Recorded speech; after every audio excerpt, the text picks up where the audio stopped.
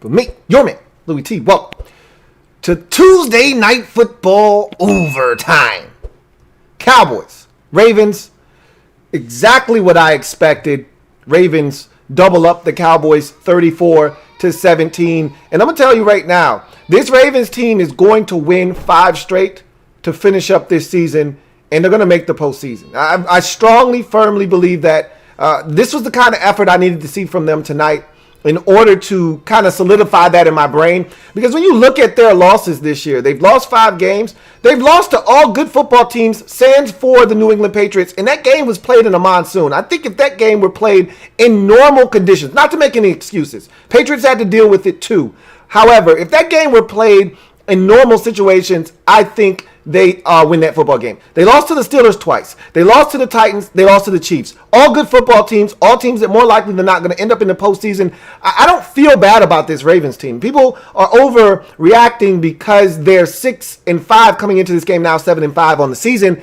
And they're not used to seeing that from this Ravens team. And when you start the season 5-1 like the Ravens did, you expect them to be among the best in the AFC. They're supposed to be 10-2 right now. They're supposed to be 9-3. And instead, they're 7-5. So there is a little bit of overreact. They should have beat the Titans at home. They had that game. They were up double figures, and they blew that game. They should have beat the Steelers at home. They were up double figures in the second half, and they blew that game. So when you look at this Ravens football team, I'm not overreacting. So many people, what's wrong with the offense? Lamar can't throw it. They need to change the offensive play calling. For what? For what? This Ravens offense is fine just the way it is.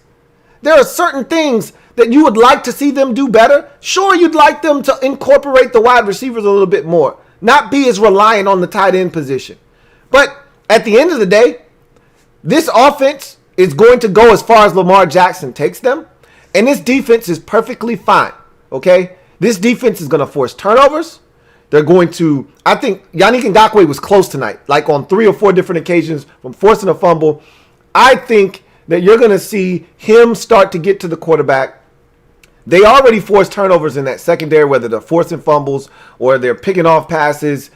Patrick Queen with a great interception tonight. We saw the run game. That's what the Ravens do. Don't change something that is so dominant. It's what they do. And I know in every game you're not going to be able to run it the way that they ran tonight, damn near for 300 yards, 294 on the ground against the worst rush defense in football. We'll get to the Cowboys here in a second. But that's what they do. Lamar Jackson creates so many dilemmas defensively for teams, or as they like to say, the new trendy word and phrase in the NFL, he creates conflict for the defense. Puts guys in. You saw the touchdown run. I've seen that one all too many times. I know that one all too well. Seen it too many times this year, including against my Washington football team, 50-yard touchdown run for Lamar Jackson on the same exact read option. We played it the same exact way. Guy misses a tackle, makes the wrong decision at the line of scrimmage, and he takes off and no one can catch him. And so he just does things that nobody else is capable of doing in this league. Not even Kyler Murray. Kyler Murray's quick. He's fast, but he's more quick than fast. Lamar Jackson is blazing fast. And so, to me, this Ravens football team going to be just fine. Going to be just fine. And they did exactly what I was expecting them to do tonight to the Dallas Cowboys. Had this game been, 23-20, they just eked by, maybe there's a conversation to be had. And maybe if the Cowboys field goal kicker isn't 1 of 4, Greg Zuerlein isn't 1 of 4, maybe this is a more competitive football game. With 9 points, it's an 8-point game and a 1-score game late. And maybe the Ravens handle the game differently and aren't looking to just burn off clock in certain situations. And they still scored a touchdown late, so it doesn't matter. At the end of the day, the Ravens, I think, are going to win out. And I think their schedule is one that is doable. I think that the biggest game they've got left on the schedule, as we look at their schedule real quick, they've got 4 games remaining like everyone else does in the league. And those 4 games are Browns, and that's the one to me. If they're going to lose a game, that's the one that they're going to lose right there. And I think they're going to beat them, and that's a Monday night football game this week. It may be one of the biggest contests of week number 13. That's going to be one to circle on the calendar for sure. They got the Jaguars the following week at home. They got the Giants the following week after that at home. And then they finish up with the Bengals on the road. Really, do you think they're going to lose another game if they beat the Browns? And I know the Giants are playing better defensively. I don't give a shit, okay? They're going to beat the Giants. They're going to beat the Bengals. They're going to beat the Jaguars. The one team that I think is standing in between 11-5 and 10-6 are the Cleveland Browns. And I hate to disrespect the Giants like that because they're winners of 4 straight and they're playing exceptional football and they feel damn good. They haven't seen Lamar Jackson this season. So they're going to get and I felt the same way. Well, they're going to play the Cardinals this weekend, and that's going to give you a really good test for Lamar Jackson. No, it's a different animal. Those are 2 different animals, 2 different species, okay? They're not one and the same. So I really think that they're going to go 11-5. I feel confident in saying that, and I'm doubling down on it tonight. And I said it 2 weeks ago, when they lost to the Steelers, or actually the week before that, I think I said they're going to finish up 11-5. And I knew they weren't going to beat the Steelers with the whole COVID situation and all the guys going to be out, and they lost that game. And I said it after that game. They're going to go 11-5. And tonight, to me, was confirmation of that. They dominated the Cowboys the way they were supposed to. I thought Lamar was solid throwing the football. It's good to see the receivers get involved. Miles Boykin with a big catch and a touchdown. You also had Hollywood Brown. With a touchdown grab. That was a beautiful throw from Lamar Jackson, back corner of the end zone. Little toe drag swag there from Hollywood Brown. And like I said, this Ravens team is going to be just fine. They're going to miss Nick Boyle, and that's a big loss to this offense, but they're going to be just fine. Just fine.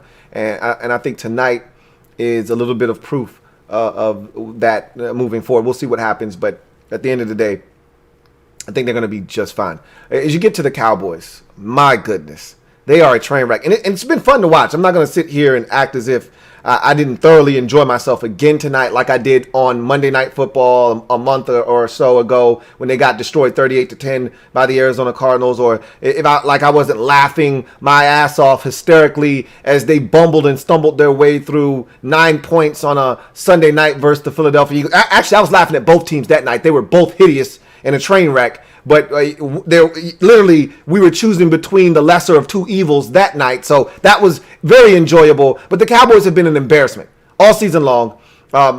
Every time they've been on primetime television, they've wet the bed, regurgitated all over themselves. They're a mess. Just like the mess they left in the bed, just like the mess they've got all over themselves. They're a mess. Their coaching staff is a mess. Their defense is an abject disaster. The hiring of Mike McCarthy was an epic fail, and they're going in the wrong direction as an organization. And honestly, I don't think Jerry Jones has the balls to change course and reverse what they've done this season. I think he's just going to go full head of steam in the wrong direction, and I think they're going to go in the wrong direction for quite some time. We'll see. It's a week-to-week, year-to-year operation here in the NFL. They make a couple of moves in free agency and in the draft, and all of a sudden we'll be singing a different tune about the Cowboys next year. But for this moment right now, in 2020, they seem like they're going in the wrong direction. The Giants seem to be going in the right direction. The Washington football team seems to be going in the right direction. The arrow is pointing up for those teams. The Eagles, they're having a quarterback crisis. They're pointing downward in terms of the arrow. Same thing could be said about the Cowboys. What are they going to do with Dak Prescott? Are they going to draft a guy? Because looking at this team, they're going to have a top 7 pick in the draft. All right, when we start naming worst teams in the league, and we did this last night, this was an exercise that if you didn't join me on the overtime program after Bills 49ers last night, someone asked me the question, who are top 5 teams in the league in the bottom 5? And I sat there and I compiled a quick list off the top of my head, and I said in no particular order: Jets, Jags, Bengals, Cowboys, and Eagles. And somebody said, well, you got to throw the Chargers in there. And I said, I don't know if I might take the Chargers over the Eagles and the Cowboys at this point. And you watch the game tonight and you know why. Now, 45-0 doesn't sit well with a lot of people. And it's that lasting image of in your head that, look, the Chargers got to be in that group. You lose 45-0, you're one of the worst 5 teams in the league. I'd beg to differ. I'd take the Chargers right now over the Eagles, who are quarterbackless and don't know what they're doing, and the Cowboys, who can't stop the run. Can't stop a wet paper towel, for that matter, on defense. Whether you're throwing it or you're running it, you can have a field day against this Cowboys defense. So, to me, when it's all said and done, I think the Cowboys are going to end up with a top 7 pick. And obviously, the Jets are number 1, the Jags are 2 right now. But I don't know if the Cowboys win another game. They're 3-9 right now. They could easily finish up the season at 3-13. I think that the Chargers are going to win another game. I don't know what their schedule looks like. I just assume they're going to get somebody and get to 4 wins. That's the assumption I'm going to make. I shouldn't make that assumption, but I am. The Texans already have won 4 games, and the Eagles, I don't know. They have to play the Cowboys one more time. Somebody's got to get another win. So the loser of that game might have a top 5 pick. I'll take it a step further because Cincinnati's not winning another game. So those 3 teams are stuck where they are. Cincinnati's a 2-win team. The Jags are a 1-win team. The Jets are a 0-win team. Those first 3 teams, I think, are locking up the first 3 picks in the draft. After that, I think that's when you start getting into the 3-win category. And the only game left on the schedule, I think either Philadelphia or Dallas is going to win, is the game against one another. After that, I think you're going to be in a top 5 pick more likely than not, the loser of that game. And the Cowboys could find themselves in a position, whether they win that game or lose it, and they only win 4 games or they win 3 games this season, whatever the case may be, they're going to find themselves in a position to draft a quarterback. They've got an interesting dilemma on their hands because do you ante up and pay the guy that you know can get it done in this league and has proven to you that he is worthy of being paid and has given you blood, sweat, and tears and should have already been paid and got hurt sacrificing it for you? Or do you go with a young guy that's a cheaper option that allows you flexibility? And nobody needs cap flexibility more than the Dallas Cowboys. All right, they're strapped for cash. So do you go with the guy that's a cheap, but you don't know if he can do it or not? You know, do you go with the young, cheaper option, or do you go out and pay Dak Prescott and keep the ball rolling? Because to me, this Dallas Cowboys team, they're not in rebuilding mode. They're never in that mode. Even when they stink, they don't view it as we're trying to rebuild. They're looking like, okay, what did we do wrong this year? We'll be back next year.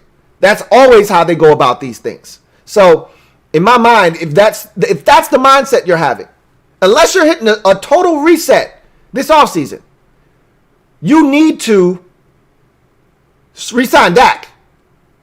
If you're going to hit the reset button and say, you know what? Our cap situation stinks. We're not where we need to be.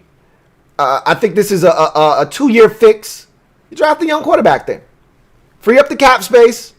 Don't have to pay that $40 million a year or whatever it's going to take to sign Dak Prescott on the dotted line, and you move forward. And you're going to have to take your lumps. Or you could go out and get a veteran quarterback. You can go get a Cam Newton. You can go get one of these guys that may be available at season's end, and see if you can't just, keep the party going. But at the end of the day, this Cowboys team, and honestly, if Mike McCarthy's the head coach, it doesn't matter who you bring in or what you do, you're going to stink because he's not a good head coach. I told you that before you hired him. I said it was all Aaron Rodgers out there. And, there were so many Mike McCarthy apologists when he got fired. Members of the media came to his defense. Oh, my God, the Packers were so out of line for firing him in season. This is not Mike McCarthy's fault. Okay, I said, we'll find out. Packers are just fine. Thank you very much. Okay. NFC Championship game last year and on pace to be in the NFC Championship game again this year. If history repeats itself. Okay, they're just fine in Green Bay without him. Meanwhile, the Dallas Cowboys are one of the laughing stocks of the NFL, and they're a train wreck and a mess. And I don't want to hear about Dak getting hurt. They were a mess before Dak got injured. Okay? Now, they might not have been a steaming pile of poo with Dak Prescott, but they were getting their asses handed to him, and Dak doesn't play defense the last time I checked. So, oh yeah, by the way, Zeke Elliott is to me the biggest loser of the signing of Mike McCarthy as your head coach, because Mike McCarthy has a proven track record of not having a run game. So to me, I don't want to hear about, well, Dak got injured, that's why we stink. No, you were getting your ass handed to you with Dak in the lineup. I said this on a show a couple of weeks ago on an NFC East roundtable. I think I said it on, or I may have said it on a different program on my channel. It doesn't matter. I said the only difference that this team would have had with Dak Prescott healthy, and the only thing Dak was doing was he was stopping them from being embarrassed. Games like tonight don't happen with Dak Prescott in the lineup. You don't lose by 17. You don't lose by 28 to the Arizona Cardinals. You don't lose by 25 to Washington on national television. Those things don't happen with Dak Prescott. You still might lose those games, but they're not 25 and 28 and 17-point deficits. Just like you were getting your ass handed to you with Dak by 20 to the Atlanta Falcons, he brought you back. You weren't supposed to win the damn game, but he made it respectable. You were supposed to still lose the game, and the Falcons regurgitated all over themselves and allowed you to come back and steal it. Same thing with the Browns. You were down 31 in the fourth quarter, 41-10. And the Browns let you back in that game, or excuse me, was it 41-10? I think it was 41-10. Let you back in the game, and you got as close as, what was it? I want to say it was 38. I think you scored 28 unanswered points in that fourth quarter and cut it to 3 before Odell Beckham ran that reverse for a touchdown after the onside kick. So, all Dak ensures you is that you don't get embarrassed. You were getting your asses handed to you before Dak got injured. He just made sure that at the end of the game when we looked at the box score, if I didn't watch the game, oh, man, Dallas was close. What a shootout. 47 to 31 or 38 or whatever it's called. Man, what a shootout. No. That was an ass whooping that Dak made look more competitive than what it really was. Oh, man, what a game. Cowboys and Falcons. No. That was an ass whooping. Dak brought him back, and they ultimately won the game because Atlanta didn't know how to finish the game off. Okay? Same thing in the Seahawks game. You're like, man, what a game. No, the Seahawks were in control of that game, and then Dallas came roaring back because Dak brought them back. But, again, the theme is they're down in all of these games, and they're down big in all of these games. They were down big in the Giants game, if you recall. And they got a gift from the officials in that game because I didn't think there was an illegal procedure penalty on the Giants when they faked the damn field goal and scored a touchdown. Thought that was a bogus call. That the tackle wasn't set for a full second. Get out of my face with that. It's a touchdown. They should have won that game. That's beyond the point. This defense, whether Dak was in the lineup or not, was going to be bad. Really, really bad. And maybe they're 5-7 right now with Dak Prescott, and that's good for a 3-way tie in the NFC East. Maybe that's the case, but they're not a 7-5 team. They're not 8-4 with Dak Prescott. They stuck with him. And in this defense, Mike Nolan is tragically bad. I don't know who thought that was a good hire. And that, again, this is why I love Jerry Jones, because he will keep this organization inept. They will only go as far as Jerry Jones's dysfunction will allow them to. And look, Jerry's dysfunction will be overshadowed at times by this very talented roster. I've been on record as saying Cowboys are one of the most talented teams in football. You see it on a weekly basis. It's coaching. There's no excuse for why they stink other than it's coaching. Don't talk to me about talent because they've got it. Their offensive line is a mess. I'm aware of this, okay? I am clearly aware of the injuries, and some of it, as my man Law Nation has pointed out, it was sheer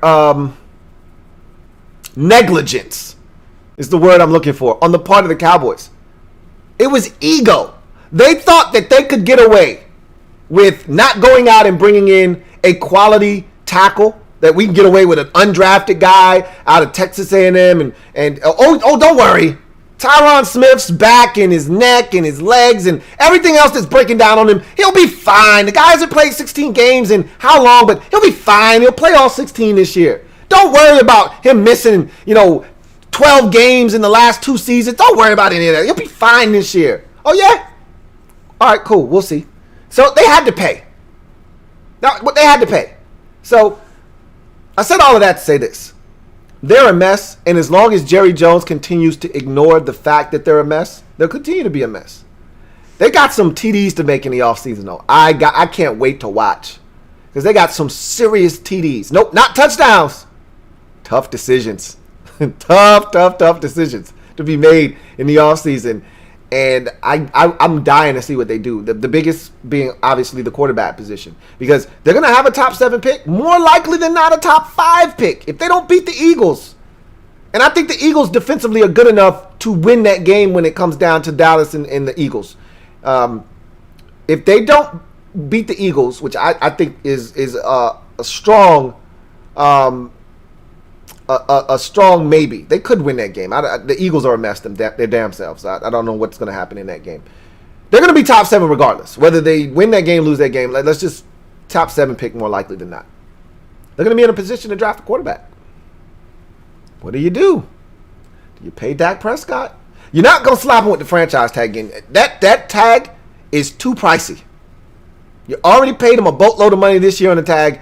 You do not, trust me, speaking from experience over here, okay? You do not want to go down that rabbit hole, okay? You do not want to go down that rabbit hole.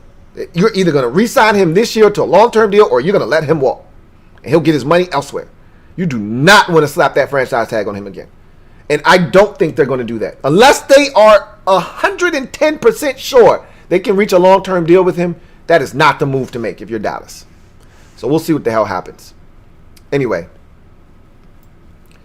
got a couple of super chats here. First is from my man Keith Smith. Thank you for the super chat. Greatly appreciate you, Keith Smith, who writes, Lou, when I first came here 8 years ago, I would sometimes be one of 2 people who watched the video.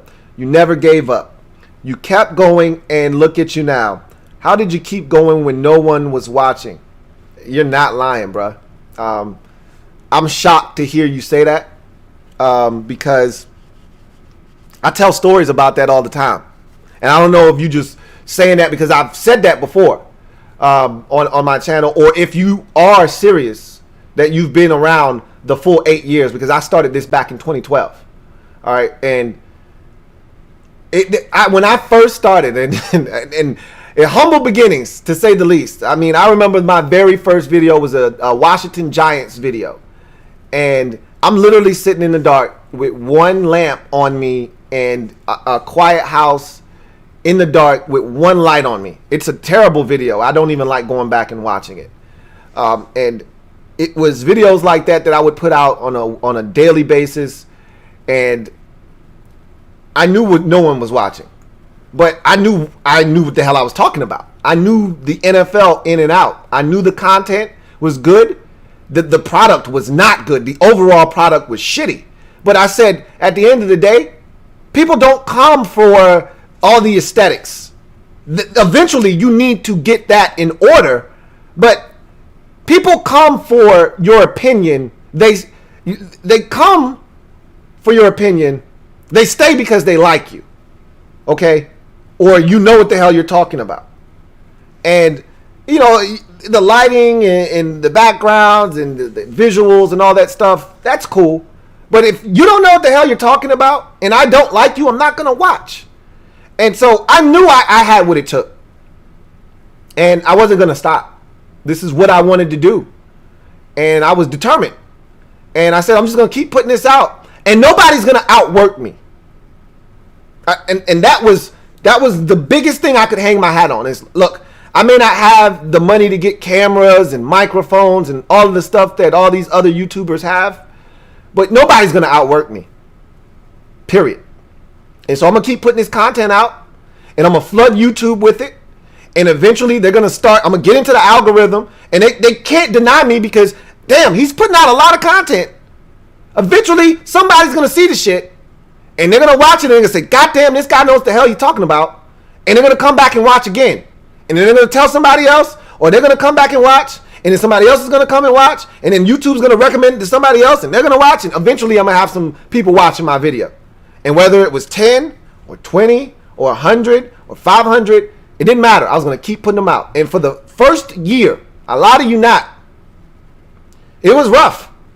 That first year, I might have gotten to 100 viewers on maybe 3 or 4 videos that first year. And that was fine. I didn't mind because I was going to keep doing it. So I appreciate you if you were one of the 8 to 10 people that were watching that first year, because there wasn't many. And I was doing all kinds of stuff because I was trying to figure out my niche. NFL's Most Wanted, that was a lot of fun, you know. But I didn't know what people wanted. And then I just said, you know what, I'm going to just do me. And I kept going, and here we are today. So I appreciate you. Again, if you were one of the few watching back in 2012 when I first started this journey, I appreciate you deeply. I do, because I can remember a select few, you know, people that would comment and I would comment back, and you know, It's been a long journey. I can tell you that much. And I got a long way to go. I've just scratched the surface. Thank you for the super chat, Keith Smith. Got another one here from CGM87. Thank you for the super chat, CGM87. Greatly appreciate you. Writes, Lou, you're right. Nolan makes Manusky look like a genius. Hell, it's always good when Dallas loses. I just don't know what they see in him, what they saw in him. Like, there are certain guys that are defensive coordinator retreads that you go, okay, he's been fired this many times for a reason. Like Manusky, for instance, when we hired him, he's one of those guys on that short list of, hey, you know how when you get a job and you're a terrible employee or you do something that gets you fired and they put you on the don't rehire list, like non-rehire. This guy is non-rehirable. There are certain defensive coordinators in this league that you need to put on the only a positional coach list. Like, do not hire this guy as a coordinator again. Mike Nolan is on that list. Greg Manusky is on that list. There are other guys that are on that list where you go, hey, this guy is cool as a linebackers coach. Like Greg Manusky, totally fine as a linebackers coach. Got no problems with him. Don't make this guy a defensive coordinator. He doesn't get it. Mike Nolan's another. And these guys, it's not like they don't know X's and O's. They just don't know how to put guys in positions to make plays, and they don't know how to get through to their players. These guys know football. They're no dummies. Mike Nolan knows football. He's just not good at getting his guys to respond to what it is he wants them to do. He's not a great communicator. That's the problem. There's a play in this game, Miles Boykin scores a touchdown. How is it that 10 guys are playing man-to-man, or I take that back. How is it that 5 guys in the secondary are playing either man-to-man across the board, essentially, and you are playing zone? I don't know. Don't ask me. I don't know. But that's all it takes on defense, is for one guy to not do his job. That's why defense is so intricate, because one guy can mess up everything. On offense, not necessarily. Guy on the backside of a play could not do his job, and it could have no impact on the play because the play is going on the front side. Now, if an offensive lineman doesn't do his job, yeah, that could blow the whole play up. But for the most part, on defense, all it takes is one guy. One guy to not be in his proper fit in the run game. One guy to not get the call. Everybody's playing cover 2, and this guy's playing man-to-man, or everybody's playing man-to-man, and this guy's playing zone, and everything goes to shit. And that's what happened on that touchdown. And that's the problem with Mike McCarthy. Poor gap fits for this defense. Guys aren't where they're supposed to be. And it just keeps happening. And that was the frustrating part when Greg Manusky was Washington's defensive coordinator, because we'd have so many mix-ups with communication. And every week he'd come to the press conference on Thursdays and he'd say, we need to communicate better. Well, duh, Greg. Duh. We're watching it every week and we see guys confused and don't know where the hell to line up. We know we need better communication. What are you doing to fix it? And you can see it with the Cowboys. Guys don't know where they're supposed to be. Guys are making the same damn mistakes every week. That's a reflection of the head coach. It's not a coincidence that Washington switches to a great defensive coordinator in Jack Del Rio, and now we're not seeing guys before the snap pointing and they're lost and they don't know where to go. And all of a sudden they run a mesh concept and somebody's wide ass open, because the shit used to happen every damn year, 5-6 times a year. Guarantee you. In the red zone, all somebody had to do was run a mesh concept and one receiver was going to come wide ass open. Or run some kind of natural pick, somebody's going to be wide ass open.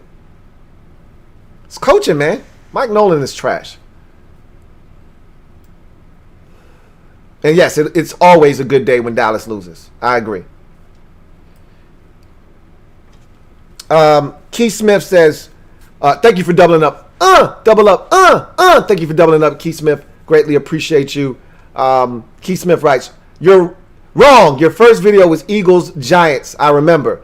It might be. I know the Giants were involved. I thought it was Washington Giants. It might have been Eagles Giants. I haven't looked at that first video in years. I know the Giants were in it for sure. I'd like to think that it was a Washington video because I'm a Washington fan, but it could have been Eagles Giants. I don't doubt that at all. But I can just tell you this: it's a long journey, And nobody said it would be easy. And if you're a Washington fan, you know exactly where I'm going with that one, okay? So I've come a long way. I just know that. And if you've been there, I appreciate you. Because, again, there were times, fleeting thought, but there were times where I said, man, why am I doing this? I'm talking to myself. I'm talking to myself. I'm literally looking into a camera, but I'm talking to myself because nobody's going to watch this. But you gotta push through that. If you're weak-minded, that'll eat you up, and eventually you'll quit. If you really want it, doesn't matter if you're talking to yourself, one person, 5 people, 100 people, you got to keep doing it. Because eventually, if you tell yourself, my shit is good enough, eventually they'll come. And that's what I did. All right. Got another super chat here from Santiago Tradell. Thank you for the super chat, Santiago Tradell. Greatly appreciate you. Who writes, Lou, I just want to say I was screaming Cam Sims at the beginning of the season. Hopefully he makes the most of it. Stay safe and bless, Lou. Much love. I'm going to tell you, it was you. I remember this very vividly. It was you and it was one more person. I'm going to go back. I'm petty enough. I'm going to go back in the archives and find him. It was you, and it was one more person. And this guy was relentless. Even when Cam Sims was on the bubble of not making the roster, remember, he didn't initially make the football team.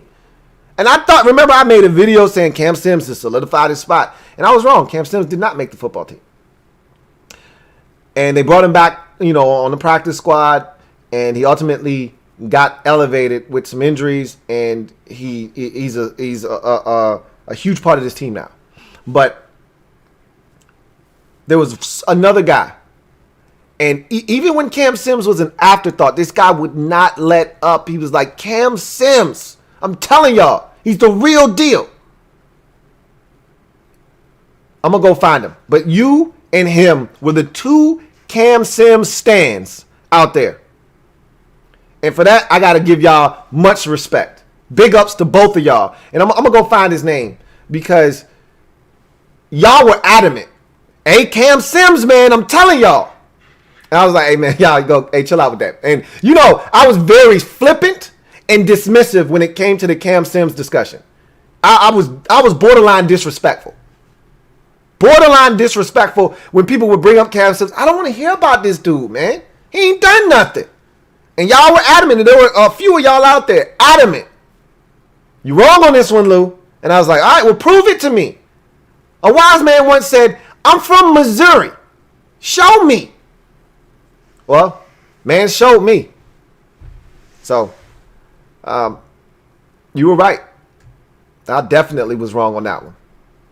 Thank you for the super chat, Santiago Tradell, and definitely stay safe and blessed out there as well, man. And it's always good to hear from you because I knew about your underlying condition in this environment. You definitely need to keep yourself safe. And the fact that you're here in these comments talking to me means you're fine. And I'm making that assumption. And so I'd like it to stay that way. And I'm glad to hear from you, man. So continue to take care of yourself.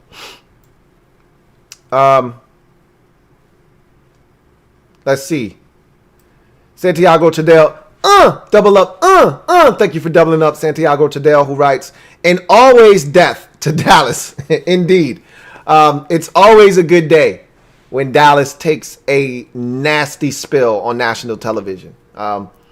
It's doubly nice when we're the ones doing the spilling. All right. Or in the case of a wise man telling me, we're doing the popping. Guess who's doing the dropping? It doesn't, honestly, it's a good day when anybody is popping Dallas and they drop it. And they got popped again today by the Baltimore Ravens. And I was here to watch it take place. And so were you. And you enjoyed it just as much as I did. Thank you for doubling up, Santiago Tradell. Protect Sports. Thank you for the super chat, Protect Sports. Greatly appreciate you. Protect Sports writes, been an LTN member since 2014. Proud of you, bro. I appreciate that, man. Again, there's not a huge difference between 2012 content and 2014 content. I think I might have had a little bit more direction by 2014, but I still was wandering. And I'll tell you this right now, and I don't usually do this a lot because nobody cares, honestly. No one really gives a shit. So I don't really want to do this, but I'll just say this. That's why I'm forever indebted to MJ over at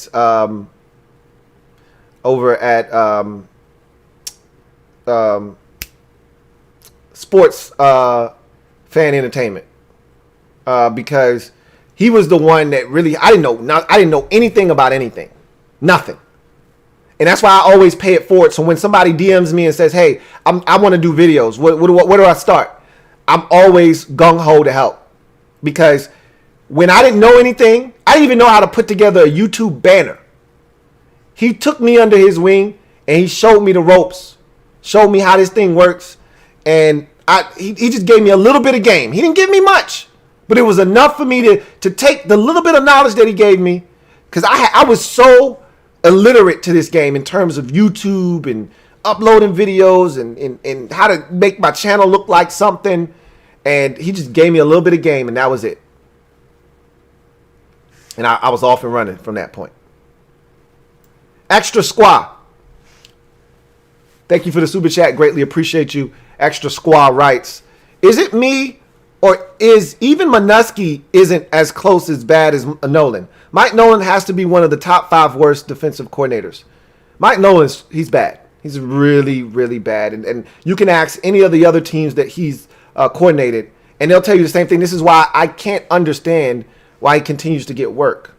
That's the thing that is puzzling. But we know that this is a good old boys club in the NFL. Friends hire friends.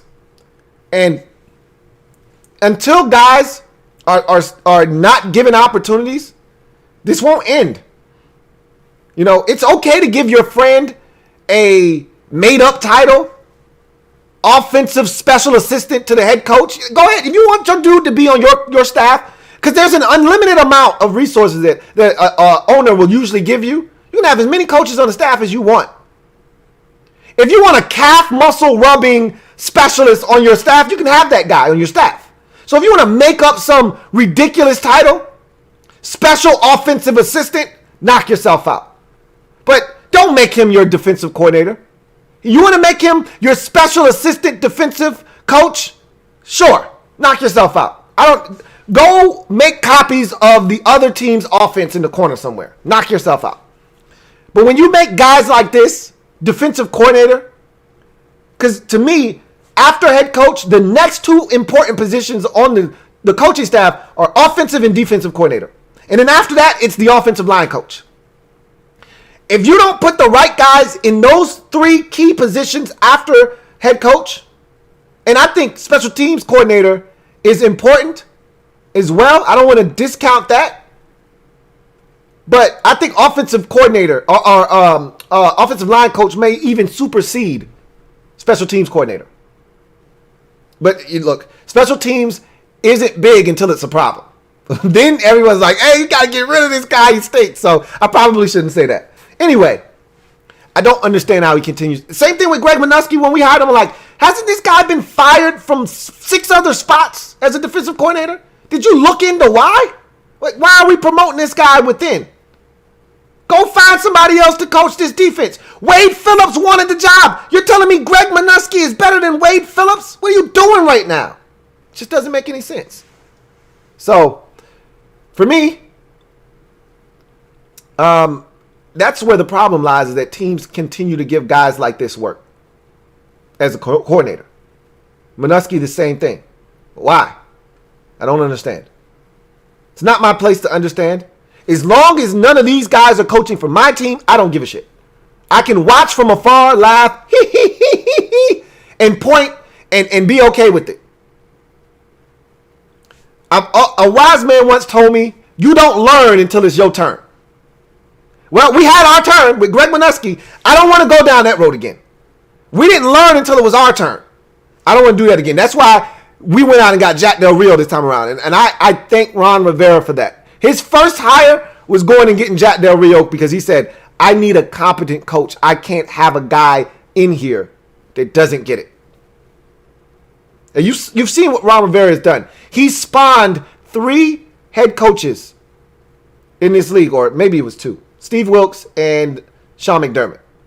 The last guy, Washington, not so much. But anyway, I digress. CGM 87, double up, Thank you for doubling up, CGM 87. Greatly appreciate you. Who writes, by the way, Lou, what's Ron doing 2-3 years will be nasty.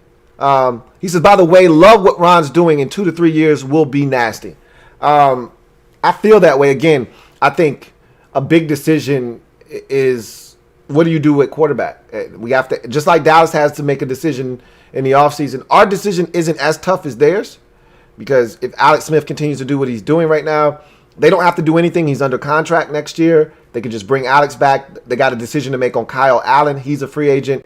And obviously the elephant in the room is Dwayne. But depending on where you select, if there's a guy there that you like, if you got to trade up and you like a guy, you can go get him. They've got a decision to make. Or do you take a guy in the second round, third round, whatever, a developmental quarterback? If they like a guy in this draft, a young quarterback, and I think this quarterback draft class, as I mentioned numerous times, loaded. You don't always, it doesn't have to be one of these guys in the top 5. I think you could be sitting there at 22 and a guy that you may like could be sitting there. You may not love him as much as one of the top, 3 quarterbacks in the draft, but you're not in a position to get one of those guys, and that's fine. Because the goal is to win. And so it'll be interesting to see what they do. Because if you're having that big picture outlook, you still got to come back to the quarterback position.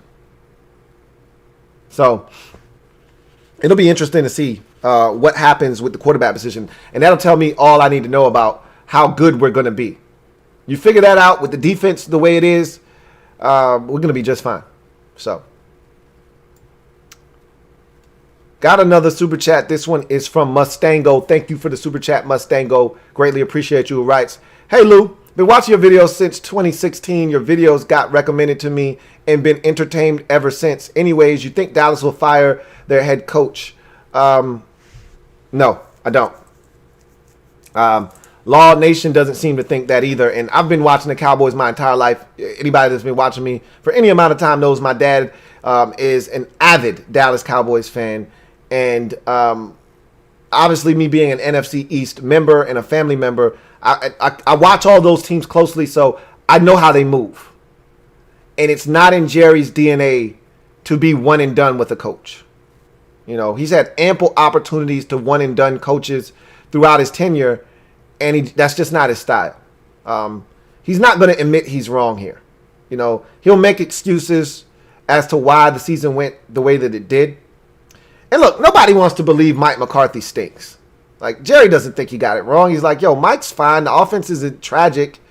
The defense was the problem. They'll probably fire Mike Nolan at the season's end. And that's the right move to make. And it'll be interesting to see who they bring in.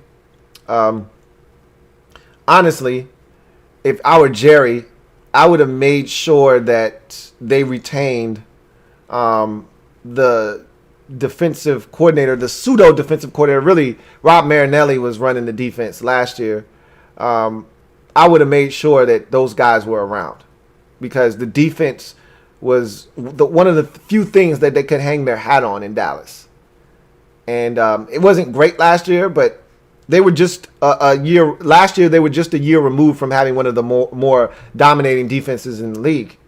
And so I would have gone in a different direction, but they decided to move on from Chris Richard and Rob Marinelli, and I don't really know what else you want me to say. I wouldn't have done that, but when you hire a coach, guess what? He wants to bring in his own guys. If you have the balls to tell him no, then he can then give you the excuse. I wanted to hire this guy. You forced this guy on me. This is why you're getting the results. I want to take away every excuse from my coach. If I hire him, when I come to him and I say, what is this shit? I don't want him saying, well, you made me keep this guy, and this is why this is happening. I want to take all the excuses out of the equation. So when I come to you and I say, what the hell is this product you're putting on the field? He goes, I don't know, man. I'm sorry. Okay, you're fired. But I don't want to give him any excuses. So you let a guy hire all the players, all the coaches that he wants to hire. So when stuff doesn't go well, you give him an opportunity, and you see this in the league. And this is when you know a head coach is feeling the heat. When you start seeing coordinators and assistants and guys under him that he hired getting fired. When you start seeing guys going, and that's when he's like, all right, owner came to me and said, hey, I don't like this. And you say, all right, I got it. I'm going to fix it. Or it's going to be your head on the chopping block. And so that's when you see the special teams coordinator, and you saw with Anthony Lynn. The special teams has been abysmal this year. So he reassigned because nobody wants to fire their guys. So he reassigned the special teams coordinator. Special teams hasn't gotten any better.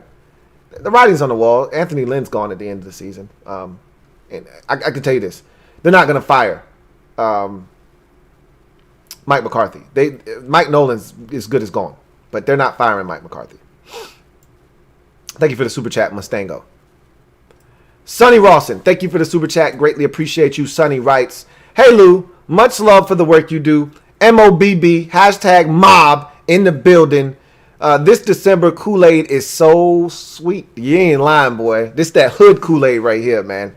The kind that gives you diabetes. You take a sip and you like, I'm going to put this in the freezer and I'm going to turn this into a freeze cup. All right, that's the kind. And it's tropical punch. That's the only flavor that you can do that with.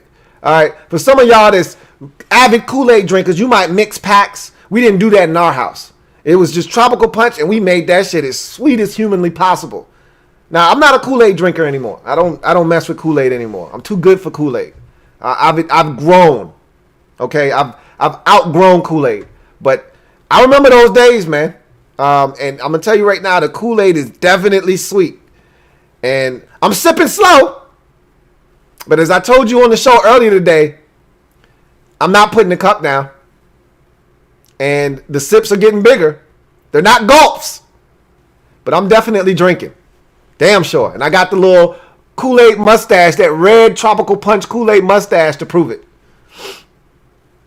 Shit is sweet, man. It's real sweet. Might have to pour a little water in there, but it's addictive. I want another sip. Mustango, double up, thank you for doubling up, Mustango. Greatly appreciate you. Mustango writes, watch Jerry draft a kicker with the first round pick. Jerry's a lot of things. He's not stupid. And the one thing I've always said about the Cowboys is that they get the draft. There's a few teams that I've always, and I point those teams out every year. They may not know what to do with the talent once they get it. And they may not maximize the talent, but they understand the draft. And there's certain teams that fit into the we understand who we are, so we draft players that fit what we do category. That's the Steelers. It's the Ravens. To me, nobody gets that more than the Ravens. They draft guys that fit their DNA perfectly. And I feel like the Steelers do the same exact thing. But then there are teams that just get an abundance of talent. Now, what do they do with that talent? That's the real question. But Dallas, Cincinnati, Jacksonville, I talk about those teams every single year as teams that they murder the draft. They get really talented football players. They get good value a lot of times with their selections. Now, what they do with those players, that's beyond me. But, Dave Caldwell getting fired in Jacksonville, I always liked his drafts. Always. He got good football players. His biggest failing in Jacksonville was, with all the good players he drafted, he never could find the right quarterback. And he tried in free agency with Nicholas Foles, and it didn't work. And he tried with Blake Bortles in the draft, and it didn't work. And that was his undoing in Jacksonville. You don't get the quarterback as a GM. There are two things that I've talked about that can get you fired as a GM. You don't find the right head coach. You don't find the right quarterback. Those things will get you fired faster than anything else. You could be a hell of a guy in the draft, which Dave Caldwell, for me, was in Jacksonville. Always had talented football players. Their problem was keeping them. I mean, think about all the talented guys that have come through Jacksonville and then ended up somewhere else. Think about it for a second. Even their free agent acquisitions were off the charts. That's how he got their 2017 season. That wasn't by accident. He built that team. He just couldn't find the right quarterback.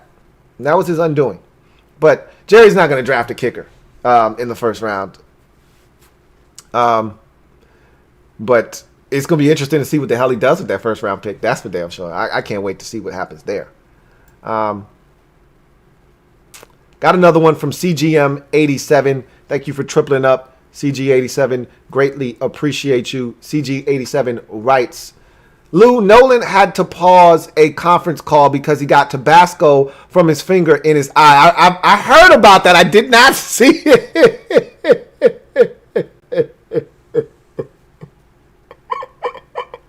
I heard about that, though. He got Tabasco sauce in his finger, and then he rubbed his eye, and his eye was on fire. How simple do you have to be to do that? I mean, seriously. What are we doing here, man? Seriously. What are we doing? And that's the guy that you're paying to be your defensive coordinator? Seriously? That's what we're doing? Unbelievable. He says, I guess that explains his inability to read an offense. Hey, that's a good one, CGM87. That's a good one, man. I mean, golly, man. Some of these guys, I just don't know, man. I can't.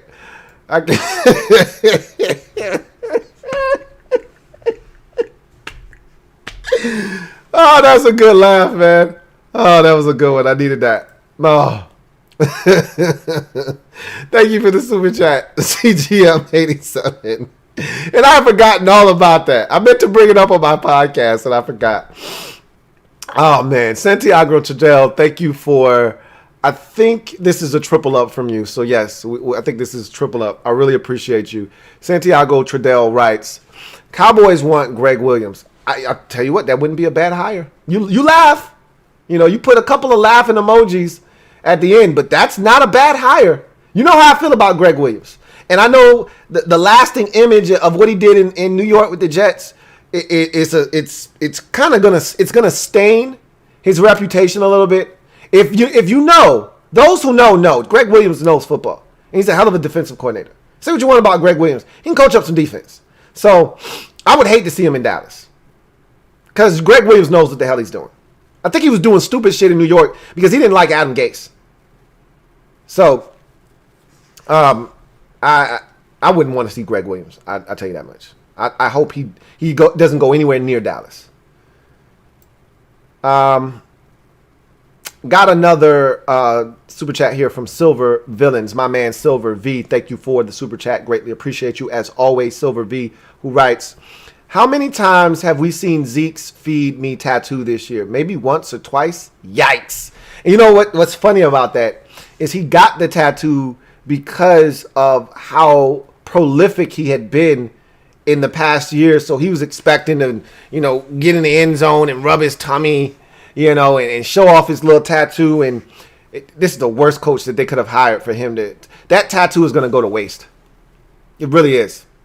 Unless something changes drastically, like Mike McCarthy gives up play calling and he hires someone that actually is willing to dedicate themselves to running the football consistently, that tattoo is going to go to waste. Because there won't be a lot of this, and there won't be a lot of rubbing this or showing off the feed me tattoo in Dallas with Mike McCarthy as your head coach. Go ask the Green Bay Packers. They'll tell you, don't look for the run game. It ain't happening. Now, you can say, hey, that was Aaron Rodgers. And I'm going to tell you, I don't give a shit. He didn't run the ball. It's not his thing.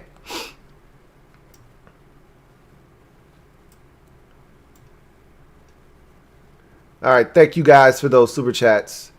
Let's see. Got a few minutes. I'm going to run through some comments real quick before we get out of here.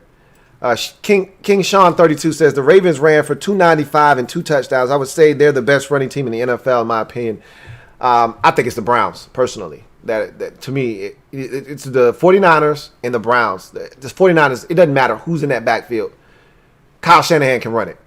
Jeff Wilson, Jerick McKinnon, Raheem Mostert. Doesn't matter. It doesn't matter who they put back there. They're running the football. And then to me, Nick Chubb, quietly, Nick Chubb is he's a top 3 back in this league. I didn't stutter. Nick Chubb. For me, And, Christian McCaffrey's had an injury-marred season, and we know how good he is. And I'm talking about pure running back. I'm not talking about when you start adding in catching the football and all those things. Guys like Kamara and McCaffrey and Cook, all those guys, and Aaron Jones, all those guys are in front of Nick Chubb. But when you talk about a pure running back, when you're talking about pure running back, you talk about Derrick Henry, you talk about, Dalvin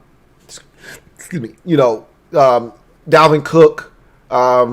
That's the list. It's a different list than the guys that can catch it and are multifaceted. When I'm talking pure running backs, guys that I give it to them and they got the vision, the cutback, the ability to make people to miss.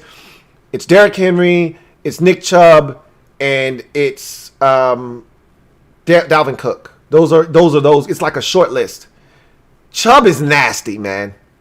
The Browns and Kareem Hunt, that's a hell of a 1-2 punch. That tandem is pretty damn proficient out there. I'd go with them and the 49ers, and then the Ravens are right up there, though. Their run game is nasty because of Lamar Jackson. JP says, please, for the love of God, take the Cowboys off national television and put their ass on the couch out of misery with Chicago and Tampa Bay. This is the last time you're going to have to watch Dallas. Dallas actually had another primetime game against the Eagles later on in the season. That's getting flexed. That is as good as flexed right now. So you won't have to worry about Dallas the rest of the season. They had one more primetime game. That was on Sunday night. That's gone. You won't see that again. Matter of fact, it wasn't. I think it was the Giants game. I gotta have it mixed up because they already played the Eagles on a Sunday night. They wouldn't have scheduled 2 Sunday night Eagle Cowboy games. I got that wrong. We're done with the Cowboys. Just know that. I think I'm wrong about that. Kevin, the PRF, says, I'm totally here out of love. I'm dying to read Law Nation's comment section. Hey, I appreciate you. That's got to be a mess right now, too. It's got to be a madhouse over there. But they already, like, at this point, like, you know when you know when you know. Like, if you're a real fan and you're able, like, Lord Brunson is unable to come to grips with the fact that his team's a train wreck, and he's gonna, he's one of those guys that I'm never gonna bet against my team. Well, you go ahead and go down in flames with him. Law is a guy that understands. Now we stink, Now I know this is going in the wrong direction. I can see it, and Law's a homer too, but there's different levels of homerism, and I think there are about 3 levels. And I think Law's probably somewhere in that 1.5 to 2 range. Lord Brunson's a 3, the most extreme, and it's okay to be a homer. That's why you love your team. But you also got to be able to be a realist, and you got to be able to see the writing on the wall, and you got to know when your team stinks. And I think Law understands that. So I think he understands it, but maybe the people in the comment section might not. HHC Lunar says Lamar is still really good. People need to calm down. I'm with you on that.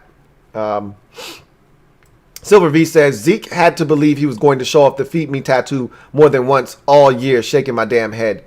And you super chatted that, and yes, absolutely.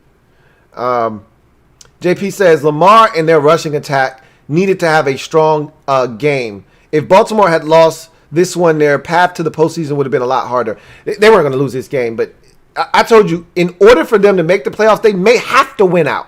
10-6, depending on who that loss comes to, they still may be able to get in, but I think they need to go 11-5 with the way the AFC is set up, with Cleveland and Tennessee and Indianapolis and the Raiders and the Dolphins. You can't afford to go, 10-6 and expect anything. 11-5 if you want in. Bully your way in. You go 10-6, you might be on the outside looking in. Hey, are y'all about to shut the playoff door? And they're like, yep. They're like, hey, I got a ticket. No, you don't. Not at 10-6. Don't find yourself a little bit further back in the line and be looking up front while they about to shut the doors. You know those little door stoppers that they got to keep the door open? You see the guards coming to kick those out of the way. You're like, hey, don't shut that door. I got to get 11-5 and you're getting in. 10-6, you're screaming trying to get in and they shut the door in your face. Got another super chat. This one is from Vincent Cole. Thank you for the super chat, Vincent Cole. Greatly appreciate you. Vincent writes, Lou, I'm late to celebrate the Washington football team win with you yesterday. Hey, I appreciate that, man. I know you're a Hawks fan, but the love is always there from you, Vincent Cole. I greatly appreciate you. And, yeah, it was a big win, man. Still on cloud nine. Tonight's the last night that I'm going to really be allowing myself to be in that state. Because we got to go. It's a quick turnaround. We got San Francisco. I'm going to watch the film starting tonight.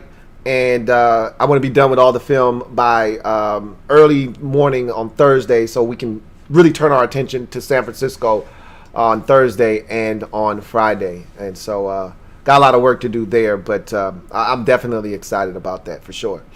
Got one here, another one here. This one is from Robert Parrish. Thank you for the super chat, Robert Parrish, who writes, after the last 3 weeks, where do you think our defense ranks? Run, pass, total. I think we're a top 10 defense. Now, I think the run defense has vastly improved. I think the linebackers have gotten a little bit more aggressive in their run fits. But I want to see them this week against San Francisco because this is one of those weeks where we think the run defense is good and we can get exposed this week. They're going to make us run like the Browns did. That was not a good game for us against the run. So I'm nervous this week. Pass-wise, I like our pass defense a lot. I think we get after the quarterback. I think we make it tough on the quarterback. I think our pass defense is good. We're a bend but don't break defense, so you may get yardage on us, but you're not necessarily getting in the end zone. And overall, as a defense, I think we're a top 10 defense. I do. I think, we're probably somewhere in that 6-7 range total defense overall. When I look at the rest of the league, I don't think I would put more than 5 or 6 defenses ahead of us, in terms of overall impact on the game. I'd love more turnovers. I don't think we get enough of those, but we had a timely one the other day. So we're a good defense. Just know that. We're not great. Don't allow yourself to think we're great. We got a long way to go, but we're vastly improved, man. The strides that we've taken on that side of the football is exactly what I thought we were going to do. Some people were thinking, oh my God, top 5 are going to be elite dominant. And that's not what I thought. But I thought we could be somewhere in the top 10. I said, man, it wouldn't shock me. I told you 12 somewhere. I said, first, let's just get in the top half of the league. Let's just do that.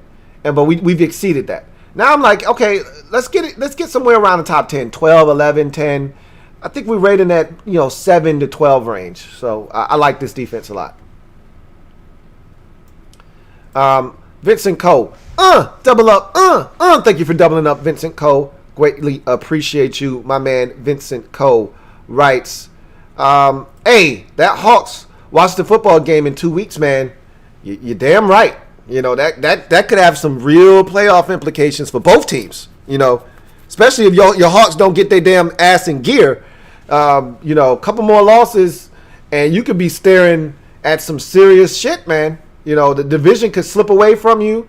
And you could go from playing a home playoff game to having to go on the road and do this thing. So, and it's crazy because you're not out of it from a number 1 overall seed standpoint either. I know 8-4 isn't, 10-2, but the Chiefs still, the Saints still have to play the Chiefs. They got to play the Falcons. Oh, they already played the Falcons. Excuse me. They got to play the Panthers. They played the Falcons twice already. They played the Bucks twice already. They got to play the Panthers, and the Panthers almost beat them the first time. And their schedule isn't cake. Are the Saints? So they could lose 2 games, is what I'm saying. Now I don't know if you finish tied with them, what the tiebreaker would come down to. More likely than not, NFC total record, and you lost to Buffalo in the AFC, and I think the rest of your losses are all NFC losses. You lost to the Giants, you lost to the Rams, and you lost to the Cardinals. So it would just determine. It just would come down to where the Saints losses have come from. They lost to Green Bay, and they lost to, who else did they lose to early in the season? And the Raiders. So if they lost to the Chiefs, they'd still have a better overall NFC record than you would. So you're not out of it. It's still 3 games left in the season. What are we at? 4 games left? We're heading into week 14. So it's 3 games left. No, it's 4 games. You got 4 games left to prove that you're not just looking to just backdoor your way into the postseason, but rather win the division. So you're tied with the Rams right now. That game in 2 weeks could be massive for both teams. More likely than not, it will be for both teams. Thank you for that super chat. Got another one here from John Livingston. John Livingston writes, "What up, Lou? Just getting in here. Is Wentz done in Philly? Hurts looked all right in his debut, and I don't think the Ravens can make much noise. They can't throw the ball if they need to." So I'm going to talk about the Carson Wentz situation ad nauseum on the podcast. So I don't want to talk about it too much here, but I will say, no, Wentz isn't done in Philadelphia. I don't think that is the case. First of all, they owe him too much money. He can't be done in Philadelphia. Now, if they want to trade him and somebody's willing to take on that contract for a guy that seems broken right now from a confidence standpoint, I don't think anybody's looking to take on that contract knowing that the guy that they're getting is a big question mark. So they're stuck with that contract for the next 3 years. And I think it's going to be, and obviously you got to see what Hurts does in these final 4 games, right?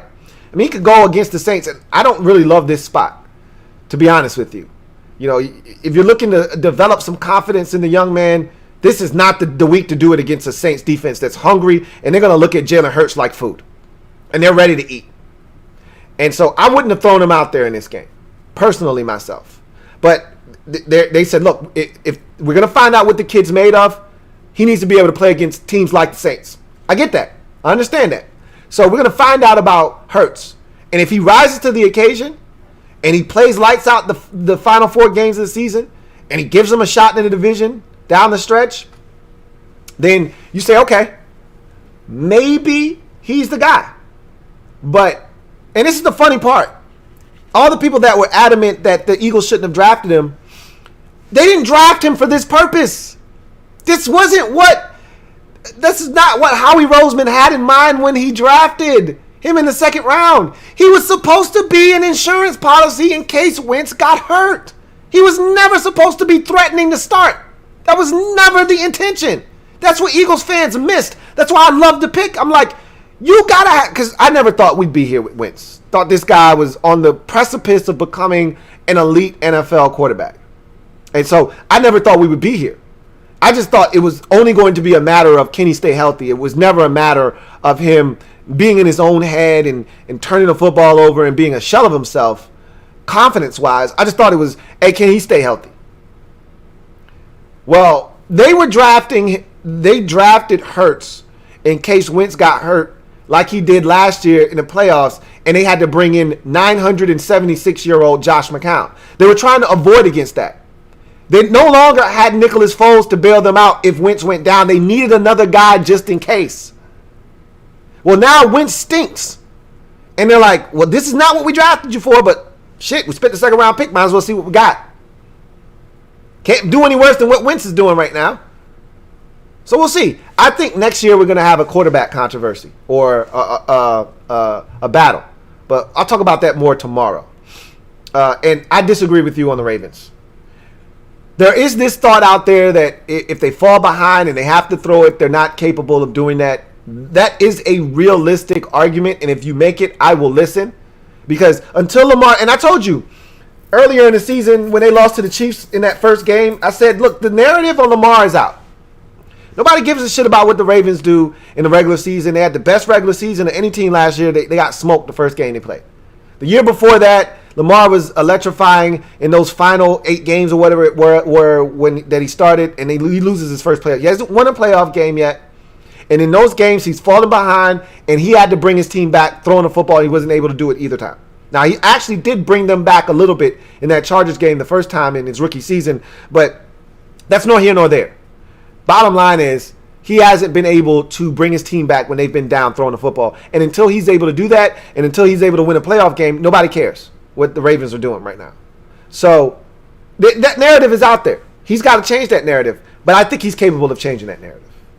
So we'll see what happens. John Perez, my man JP, thank you for the super chat. Greatly appreciate you. My man JP writes, Dallas has to pay Dak. And you know what? Let me make sure that this isn't a double up situation.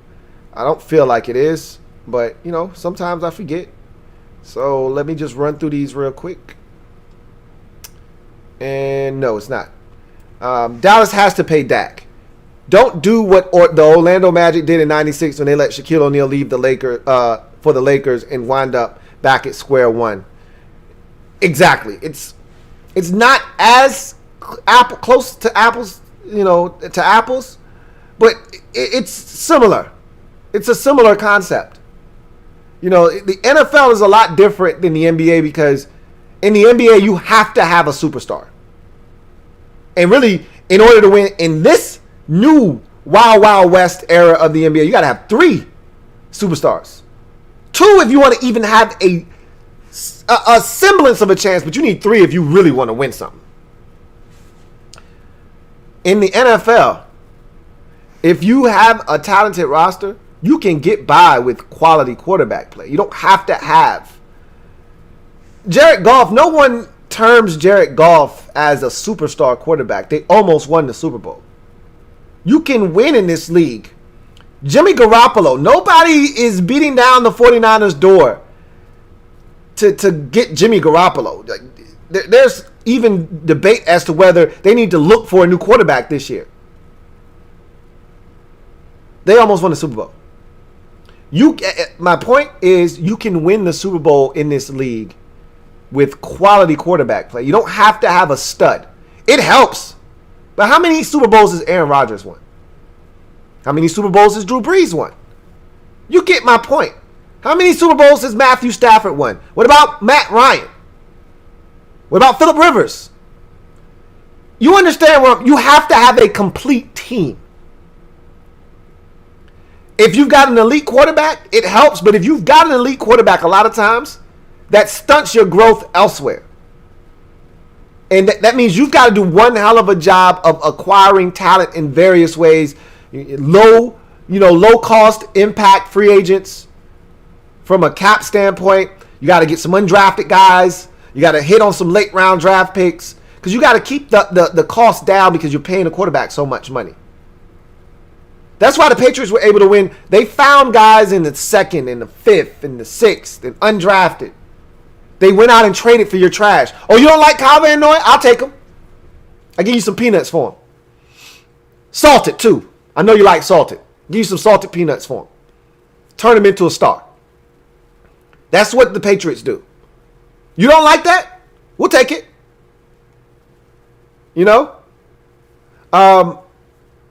And Brady took less. So it helps. Mahomes, what did he just do? They're like, oh my God, 5. He took less. NFL agents everywhere were throwing up when they saw the deal Patrick Mahomes signed. Because they know he's worth more than $500 million over 10 years. They don't like that contract. It's a terrible contract if you're an agent out there. You know what Mahomes was thinking? You know how much money I'm going to make off the field in endorsements? How much I'm already making? How many damn State Farm commercials have you seen? How many earbud commercials have you seen with Patrick Mahomes in it? I've seen at least 3 or 4 different brands that Patrick Mahomes is hawking right now. Not to mention he just signed a $500 million deal. He's going to make plenty of money. You know what he's trying to do? He's trying to win championships. So I'll take a little bit less because I know I'm going to make all the money. I can't make all the money. I want to leave a legacy. I want to win Super Bowls. Now, I'm not asking everybody to do that. I can't ask the next man to do what this man is doing because the next man might not be getting the kind of money Patrick Mahomes is getting. He may need all of his coins. Like Russell Wilson, I ain't mad at him. Russell Wilson wasn't a first-round pick. I need all of my bread. All of it. I didn't get that first-round bread Patrick Mahomes got. I didn't get that money. So I need all my money. I need all my bread. Every single last penny. I need it. I don't care that my wife is in the entertainment business. I need all of my money. I ain't mad at him for that. Pay me what I deserve. But I said all of that to say this. If you're Dallas, you've paid everybody. Amari Cooper, Tank Lawrence, every offensive lineman imaginable. There's only so much money to go around. Maybe, just maybe, and that's why I said they got a TD to make, and I can't wait to see what they decide to do. Maybe, just maybe, you say to yourself, damn, we love Dak and we want him back. But we got a chance to get a youngin', and he's not going to cost us any goddamn thing. He's not going to cost us $40 million. At least not for the next 5 years, he won't. Hey, Dak. Bro, it's been real, man. Damn, we love you, man. Bro hug, we gonna miss you, bro. But, it's gonna be interesting. It's really, really interesting. Thank you for Super Chat, JP. Got another Super Chat here from my man, John Livingston. Double up, Thank you for the Super Chat and doubling up. John Livingston, my man, JL Smooth, writes, you probably already commented on this, and I didn't. But what about Dez saying he's done because he tested positive? I watched him on YouTube just praying for another shot. Seems extremely strange to me. So here's the thing. And they talked about it, and I didn't talk about this because I really don't give a shit. I was going to talk about it on the podcast, to be honest with you. But I was going to use this as one of my leftovers from the game. However, I'll say it right now because you super chatted. Dez is an emotional guy. They talked about that during the telecast. That he is emotional. He wears his emotions on his sleeve. We all know that. If you've watched Dez Bryant, you know. Very emotional guy. This is the game he came back for. This is the one he circled on the calendar. He wanted nothing more than to destroy Dallas's ass tonight. And he was poised. I think they were going to make a concerted effort to get him the rock early in this game. He was ready. All of the time he put in, and he gets to a point in the season where he's finally active. He just signed a contract to be an active member of this football team. And you look up and you say, oh, man, this couldn't have worked out any better.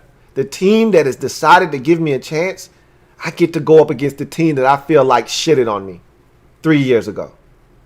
Oh, my God. This is going to be epic. And you work. And I'm telling you, when he was working out and when he was training, he was probably saying to himself, they still think I can't play. They don't think I can do it. And that they is Dallas. So he's using them as motivation. And he gets an opportunity, and here it is. Here is it. The moment's finally here. And literally 2 hours before the game, you find out you can't play. That's rough. That's rough. And he's an emotional guy. I think Troy Aikman said it best. I don't think he's going to quit. I think he was caught up in the moment. He was so distraught. He worked so hard to get to this point. And the team that you feel like shitted on you, that you gave your blood, sweat, and tears to, that just threw you off to the side of the road like yesterday's garbage, is right there in front of you, and you got a chance to finally get back at them. And that's been taken from you. In that moment, I won't play no more. I'm done. I won't play no more. I don't think he's done. Troy said, I don't think he's done. He loves the game too much. And he does. You know, like you said, this is a guy who was on YouTube, on IG crying and all. He loves the game. He wants to play. He was just in his feelings. He was in his feelings. I don't think he's done. We'll see. If he really loves this game as much as he said he does, then he's not done. He's just being emotional. He's in his feelings. If he doesn't play anymore this season, then he doesn't love the game. And when you get cut from the Ravens and they move on from your ass, don't ask for another opportunity. Nobody cares anymore. You quit. Nobody likes a quitter. You've seen in this league, they give all kinds of guys from all different walks of life second chances. Nobody likes a quitter. Thank you for the super chat and doubling up, John Livingston. Got another super chat here from Got Any Grapes. My man Got Any Grapes writes, first of all, thank you for the super chat, Got Any Grapes, who writes, would you want Dak in Washington? Not for the price tag. Remember, you're already paying Alex Smith an inordinate amount of money. Now, when I say that, relative to what everybody else is getting at the quarterback position, it's peanuts. It's peanuts. But you can't afford to pay Dak $37 million a year and still paying Alex Smith $20-something million. Now, obviously, the move would be, if you're going to sign Dak, you would release Alex Smith. You don't need both of them on the roster. But I don't think that's the direction they want to go in. They can afford Dak, but this is the thing with Washington. If you're really trying to build this roster up, you're not looking to go after Dak because you still got guys that you need to sign. Brandon Sheriff and Jonathan Allen, and at some point Deron Payne is up, and Montez Sweat is up, and Terry McLaurin is not a first-round pick, so he'll be up before a lot of those guys. And so there's a lot of guys coming down the pipeline. You got decisions to make. You love J.D. McKissick. You love Logan Thomas. Got to re-sign those guys. It's not going to cost you a ton to bring those guys back, but it's going to cost you. So you got to start looking at your roster and the guys that you value and you want back. And yeah, Kerrigan's $11 million going to come off the books next year. And we're going to have a ton of cap space. Money is not an issue, but it could become an issue. What you don't want to do is become the Las Vegas Raiders. When it becomes time to re-sign Khalil Mack and you look up and you say, well, shit, what happened to all the money we had? We've been waiting for Khalil Mack's deal to come up, and all of a sudden we've spent it on the offensive line, and we spent it on this guy, and we spent it on Derek Carr, and we spent it on that guy. Now we don't have any money to re-sign you. Sorry, Khalil. And you got to get rid of your best player. I don't want that here in Washington. So I don't think Dak. Now, if you're just asking me from a talent perspective, you're damn right I'd take Dak Prescott. Absolutely, I would. I think he's a really good quarterback in this league. But if you're asking me, do I want to pay the money that it's going to take to get Dak Prescott here? Nah, I'm good. I think there are better ways we can spend our money and try to find a young guy that's going to be a cheap option, for the next 5 years, if at all possible. Or if you get him in the second round, third round, wherever, 4 years. But we'll see. I don't think Dak ends up in Washington, but you never know. You never know. I didn't want any parts of Amari Cooper. They sure didn't want Amari Cooper bad. So they showed that they don't mind shopping at the Dallas store. If the item they're eyeballing is right, they'll spend on it. So we'll see. John Livingston, thank you for tripling up. Greatly appreciate you, John Livingston, who writes, I'm not taking anything away from Mahomes, but imagine if he were drafted by the Jets without that arsenal. Yeah, look, Mahomes is a special talent. Make no mistake about that. However, I've long said this, and I think it's more in football, in the NFL, this case, than in any other sport. Where you are drafted is everything. And it's not just the organization that you're drafted to. It's also the coaching staff. It's also, the talent on the roster. There's a lot it's the chicken and the egg thing in New England with Brady and Belichick. Would Brady have been Brady if he was drafted by the Browns? And a lot of people say, yeah, he would have been. Bullshit. Okay? I'm calling your bluff right now. Brady isn't Brady if he's not in New England. Sorry.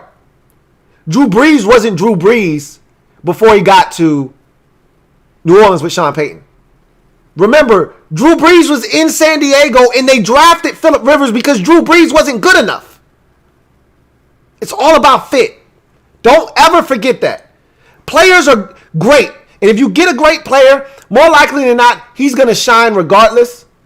But if you want real success, especially like a position like quarterback, which is so dependent on all the things around him. Coaching staff, players, etc. You know, if you're a defensive lineman and you're a beast, you're going to be a beast wherever you are. You can get 10 and a half sacks without the rest of the team being any good. You can do that by yourself. You can't do that at quarterback. Because if your offensive line stinks, you're going to suffer. If your skill position guys stink, you're going to suffer. If your coaching staff stinks, you're going to suffer. If your organization stinks, you're going to suffer. Look at Sam Darnold. I was never a Sam Darnold fan. I'm not going to sit here and act as if I was. Sam Darnold isn't as bad as the Jets have made him look. That organization is a train wreck. The offensive line has been a mess. The coaching staff has been a mess. And the organization is a sieve. And the talent around him is a joke. And has been since he got drafted. And it's gotten worse, actually, because they actually had something with Robbie Anderson out there. And Quincy Enunwa. And if you add Jamison Crowder to that mix with the Herndon kid out of Miami, they had something going there. And they just let that shit go all just sideways. So, at the end of the day, it matters. You're absolutely right. Mahomes isn't Mahomes if he's a Jet. He's talented, though. But where you draft it matters. It does. And anybody that tells you otherwise, they're lying to you. Don't believe the hype. Where you're drafted matters. Thank you for that super chat, John Livingston. And with that, I'm going to go ahead and get out of here, man. This is a great show. I really enjoyed this one. I really did. And I enjoyed the game that prompted this show. Ravens, 34. Cowboys, 17. Cowboys are now 3-9 on the season. For all intents and purposes, their season's done. They were done before this game. On the telecast, Fox, Aikman tried to, even though the Giants and Washington won, the Cowboys aren't, they're not dead yet. Yes, they are. They're dead. And any Cowboys fan will tell you out there, a real Cowboys fan will tell you, no, we're dead. Yeah, we died a couple of weeks ago. We're dead. This game just furthered that home. Further hammered home. You know what's crazy is with Andy Dalton, and this is why they signed Andy Dalton in the offseason. They didn't expect, Dak had not missed a game. They didn't expect Dak to get injured. But they said, in the event that something happens to Dak, we got Andy Dalton. We'll be just fine.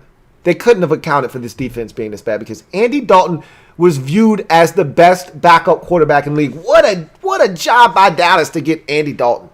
And it was. I was saying, man, that's a good-ass move there. Hasn't really benefited them. He hasn't done what I thought he was going to do, but he's not the problem. When you start talking about Dallas, Andy Dalton's not the problem. It's this defense. But I digress. Ravens get the win. They're 7-5, and I think they're going to win their final 5 games of the season. That started with tonight. I said they're going to win their final 5. They're going to finish at 11-5, and they're going to make the postseason. Tonight was confirmation for that for me. I needed them to destroy a downtrodden Cowboys team to show me that there's nothing wrong with this football team. And they showed me that. Now, they gave up some things on the defensive side of the football. That was to be expected. A lot of these guys were out with COVID situations, and so you wanted to see how everyone would come back, but they're going to be just fine. I think they're going to be just fine when it's all said and done. Got another super chat before I get out of here. It's from my man, John Livingston. I really appreciate you, John. You came late, but you came great. All right? I just want you to know that. Really appreciate you, my man, JL Smooth writes. I forgot about Breeze. I remember when he was a free agent with the Chargers and the Buffalo media didn't want him because of an injury. Not sure what it was. Shoulder maybe. Crazy. That's exactly what it was. And I can tell you how it happened. It was a game late in the season, the year he was going to become a free agent. And it was a fumble. And he went diving in the pile for the fumble. And his arm got fallen on. And his shoulder got torn to shreds. And it was crazy because he came out of the pile with his arm like this and he couldn't move it. The whole rotator cuff thing was torn and he had no range of motion. He couldn't even put his shoulder down. He just was like this. It was crazy. It's one of the craziest things I had ever seen at that time. Arm just up like this and he can't move it. And I remember it was Nick Saban wanted to sign him in Miami. And remember, the conversation was Does Nick Saban sign Drew Brees or does he sign Dante Culpepper? He chose Culpepper. Wonder how that would have turned out for Nick Saban had he gone with Drew Brees. That's nor here nor there. He took Culpepper, and 10 games later, Nick Saban was at Alabama. So the rest is history. A lot of franchises look at that situation and say, man, we could add Drew Brees. But a lot of people were scared away by that shoulder. Sean Payton wasn't. They rolled the dice on him, and he rewarded them with a Super Bowl and countless records and a bunch of wins. So, yeah, a lot of people forget about Drew Brees. A lot of people forget about the fact that Drew Brees wasn't Drew Brees when he first came in the league. He was good, but he was inconsistent as hell. Go look at Drew Brees' first 4 years in the league as a Charger. Go look at those numbers. You're going to see some real big interception totals in there. You'll be like, Drew Brees was doing that? You're damn right he was. You're damn right he was. And that's why I keep telling people, you can't always write quarterbacks off early in their career. Oh, this guy can't do it. Well, why? Sometimes it's the fit. Sometimes it's the staff. Sometimes it's the players. It's the environment. Like Carson Wentz can play football. The guy was damn near an MVP 2 years ago. Don't tell me he can't play football anymore. It's a lot going on in his head, though. A lot. Anyway, I digress. I'm going to go ahead and get out of here. Thank you guys for joining me on the show tonight. Ravens 7-5, 34-17 victory over the now 3-9 Dallas Cowboys. Big one next Monday for these Ravens on the road at Cleveland. That should be a dandy. 9-3 Browns hosting the 7-5 Ravens. I think the Ravens are on the road in that game. Let me check.